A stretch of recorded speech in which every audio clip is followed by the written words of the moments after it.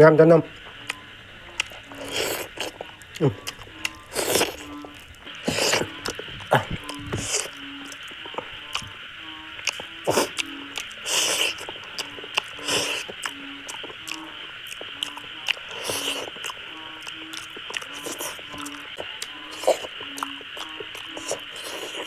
ꯃꯌꯥꯝ ꯏꯟꯖꯥꯡꯁꯦ ꯍꯥꯎꯃꯟꯉꯦ ꯑꯁꯤꯒꯁꯦ ꯇꯣꯠꯄꯒ ꯈꯪꯗ꯭ꯔꯦ ꯑꯗꯣ ꯃꯌꯥꯝ ꯁꯦ ꯇꯣꯠꯂꯁꯤ ꯋꯥꯔꯧꯕꯤꯅꯣ ꯍꯥꯏ ꯃꯌꯥꯝꯒꯤꯗꯃꯛꯇ ꯉꯁꯤꯁꯨ ꯑꯅꯧꯕ ꯃꯨꯛꯕꯥꯡ ꯑꯃ ꯄꯨꯗꯨꯅ ꯂꯥꯛꯑꯦ ꯉꯁꯤꯒꯤ ꯃꯨꯛꯕꯥꯡꯁꯤꯗꯤ ꯉꯥ ꯊꯣꯡꯕ ꯉꯥ ꯃꯀꯣꯛ ꯑꯁꯤꯒ ꯂꯩꯔꯦ ꯑꯗꯨ ꯉꯥ ꯃꯀꯣꯛ ꯃꯔꯤ ꯁꯤꯒ ꯆꯅꯝ ꯂꯩꯔꯦ ꯁꯤꯒꯅ ꯃꯥꯏꯔꯦꯟ ꯑꯉꯥꯟꯕ ꯁꯤꯒꯅ ꯂꯐꯣꯏ ꯃꯣꯔꯣꯛ ꯁꯥꯔ ꯆꯥꯅꯕꯅꯤꯅ ꯂꯐꯣꯏ ꯁꯤꯅ ꯌꯣꯡꯆꯥꯛ ꯑꯩꯈꯣꯏꯒꯤ ꯌꯣꯡꯆꯥꯛ ꯃꯔꯨ ꯑꯂꯤꯕ ꯀꯨꯞꯅ ꯁꯣꯏꯔꯒ ꯇꯣꯉꯥꯟꯒ ꯃꯣꯔꯣꯛꯀ ꯃꯦꯠꯄ ꯁꯤꯒꯅ ꯉꯥ ꯊꯣꯡꯕꯒꯤ ꯃꯍꯤ ꯂꯩꯔꯦ ꯑꯗꯣ ꯃꯌꯥꯝ ꯑꯩꯈꯣꯏ ꯚꯤꯗꯤꯑꯣꯁꯦ ꯅꯨꯡꯉꯥꯏꯕꯤꯕ ꯇꯥꯔꯒꯗꯤ ꯂꯥꯏꯛ ꯁꯕꯁꯀ꯭ꯔꯥꯏꯕ ꯁꯦꯌꯔ ꯇꯧꯕ ꯀꯥꯎꯕꯤꯒꯅꯨ ꯁꯤꯗꯤ ꯆꯥꯛꯁꯤꯁꯨ ꯐꯖꯅ ꯌꯥꯝꯃꯦ ꯃꯌꯥꯝꯁꯦ ꯐꯖꯅ ꯍꯩꯊꯔꯒꯦ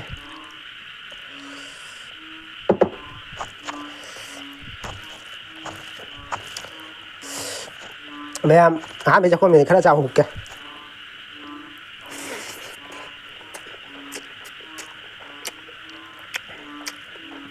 ꯃꯌꯥꯝ ꯉꯥ ꯃꯀꯣꯛ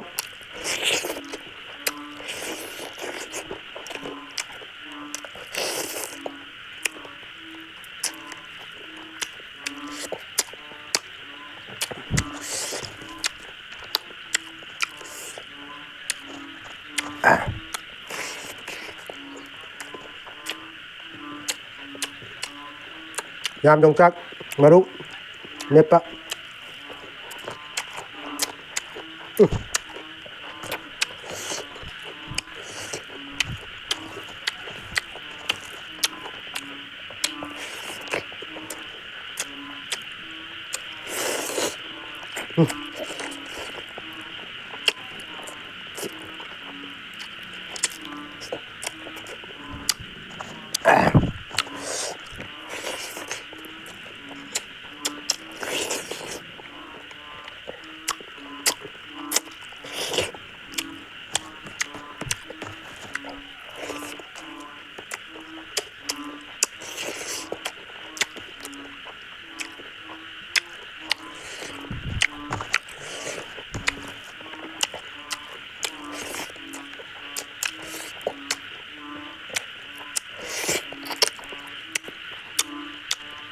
ꯃꯌꯥꯝ ꯏꯁꯥꯅ ꯊꯣꯡꯉꯒ ꯏꯁꯥꯅ ꯆꯥꯕꯁꯤꯗꯤ ꯑꯁ ꯈꯨꯍꯥꯎ ꯑꯃꯅꯤ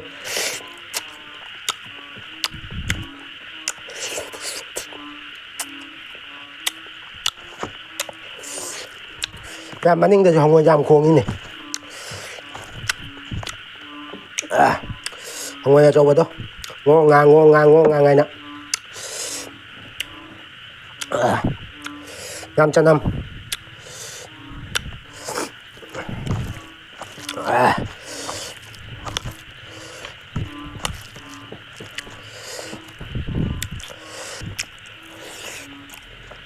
ꯃꯌꯥꯝ ꯆꯅꯝ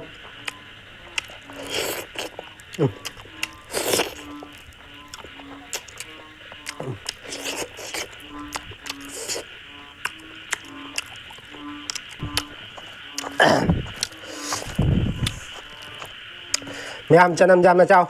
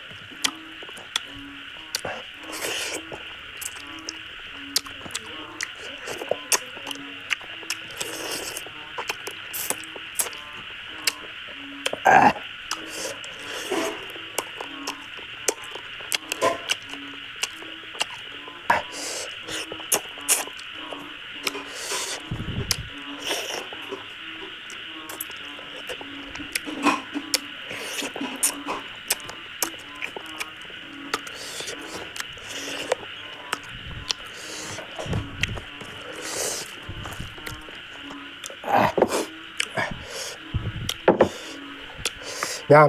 phải hầu đấy hầu mà nó khai ra cái tốt không để chim băng này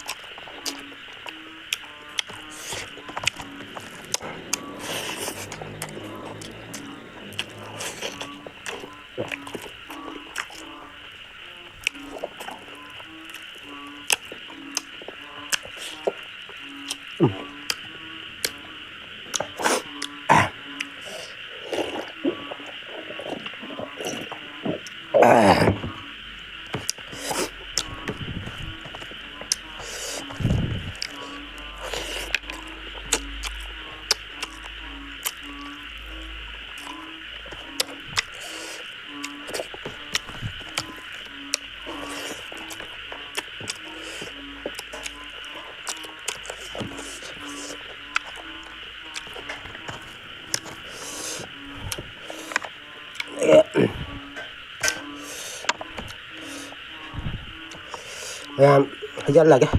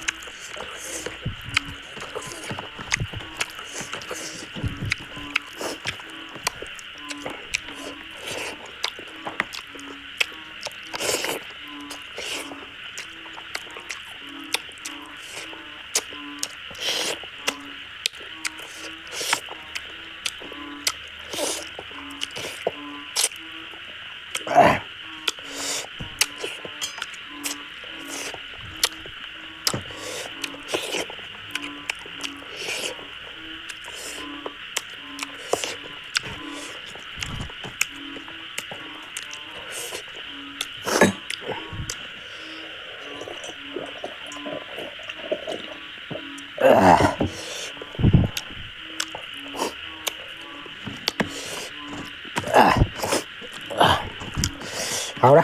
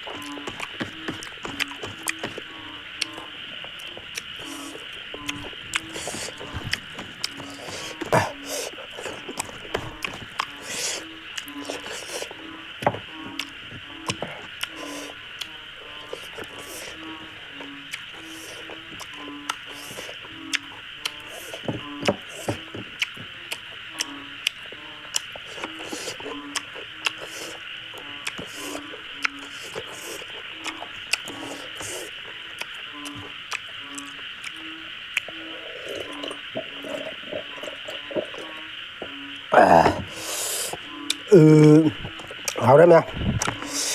cho ngang mà cục chục kìa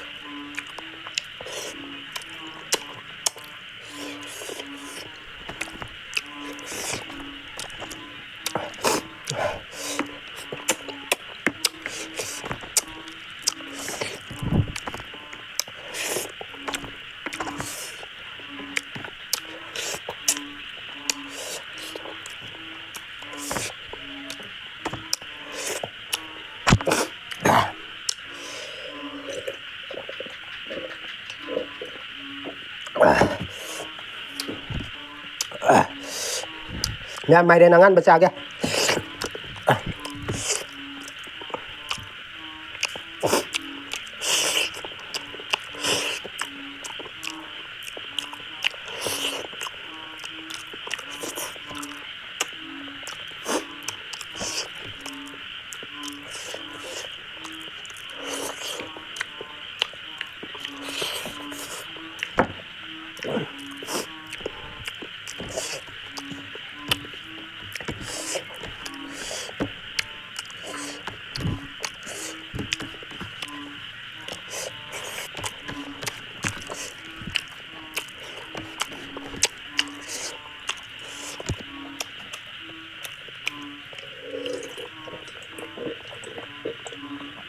Mẹ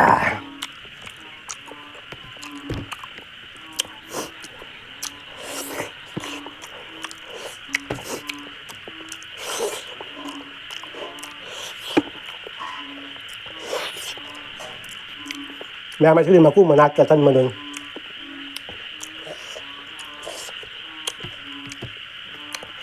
làm là phôi cho một ra đây mấy ăn ấy là phôi nhé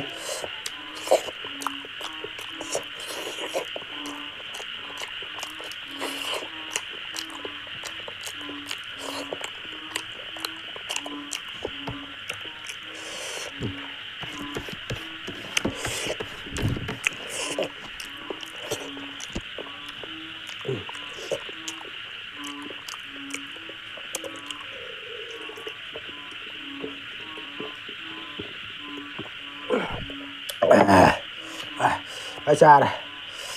nhằm ở xa đây là phôi ông mày đang ăn mà nggak di ngân đấy nhằm nhang cái hồng anh nghe asiga thì tôi bây giờ khăng đây nhằm nhằm cho tôi là siêu qua robin nó một bang đó trao trao hút bên na tôi khi bên nhé ada ma'am cái video saya nungai video ta cái like subscribe share tau biram mo ada ma'am sa ba sulur ban na matang sida kain na si matang next video ta mung phang na si ma'am bye bye